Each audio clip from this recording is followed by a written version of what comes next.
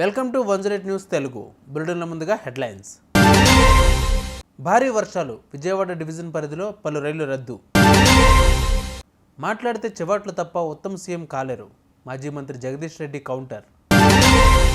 భారీ వర్షాలపై CS alert, విద్యాసంస్థలకు సెలవులపై కీలక ఆదేశాలు. అసంఘటిత కార్యకలాపాలకు పాల్పడే వారిపై పీడీ యాక్ట్, జిల్లా ఎస్పీ డివి శ్రీనివాసరావు హెచ్చరిక. భారీ వర్షాలు విజయవాడ, గుంటూరు నగరాలను అతలాకుతలం చేస్తున్నాయి. ఎడతెరపలేని వర్షంతో పలుచోట్ల రహదారులు చెరువులను తలపిస్తున్నాయి. ఈ నేపథ్యంలో విజయవాడ డివిజన్ పరిధిలో పలు రైళ్లను దక్షిణ మధ్య రైల్వే రద్దు చేసింది.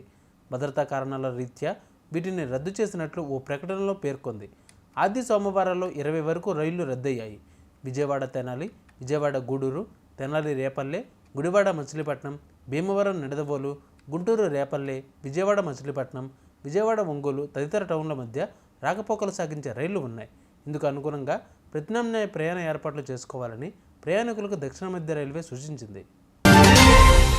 మంత్రి ఉత్తమ్ కుమార్ రెడ్డిపై మాజీ మంత్రి జగదీష్ రెడ్డి తీవ్ర స్థాయిలో విరుచుకుపడ్డారు. మంత్రి పదవిపై ఉత్తమ్ పునరాలోచన చేయాలంటూ వ్యాఖ్యలు చేశారు.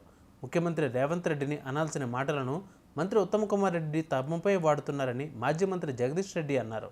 శనివారం మీడియాతో మాట్లాడుతూ, నీకంటే వెనక వచ్చి సీఎం పదవి గుంజుకుంటే చేతకాని దద్దమ్మ ఉత్తమ్, ఏళ్లగా కట్టిన ప్రాజెక్టుల నుండి నీటిని అందించడం చేతకాక అవాకులు చవాకులు మాట్లాడుతున్నారంటూ మాజీ మంత్రి విరుచుకుపడ్డారు. తెలంగాణలో కురుస్తున్న భారీ వర్షాలపై రాష్ట్రంలోని అన్ని జిల్లాల కలెక్టర్లతో చీఫ్ సెక్రటరీ శాంతకుమారి అత్యవసర మీడియా కాన్ఫరెన్స్ నిర్వహించారు. దాదాపుగా రాష్ట్ర వ్యాప్తంగా భారీ వర్షాలు కురుస్తూ ఉండడంతో జిల్లాల కలెక్టర్లు అప్రమత్తంగా ఉండాలని, వర్షాలు ఎక్కువగా కురిసే జిల్లాలలో అధికారులు ఎప్పటికప్పుడు పరిస్థితులను సమీక్షించాలని ఆదేశాలు జారీ చేశారు. దీని కొరకు ప్రత్యేకంగా కంట్రోల్ రూమ్ను కూడా ఏర్పాటు చేయాలని అన్నారు. విద్యాసంస్థలకు సెలవుల విషయంలో పరిస్థితిని బట్టి ఆయా జిల్లాల కలెక్టర్లే నిర్ణయం తీసుకోవాలని సూచించారు సిఎస్ శాంతకుమారి. దీనితో పాటు జిల్లాలలోని చెరువులను, డ్యాములు, కుంటల విషయంలో అప్రమత్తంగా ఉండాలని తెలిపారు. జిల్లాలో అక్రమ కార్యకలాపాలకు పాల్పడే వారిపై పీడీ యాక్ట్ కేసు నమోదు చేస్తామని జిల్లా ఎస్పీ డివి శ్రీనివాసరావు హెచ్చరించారు.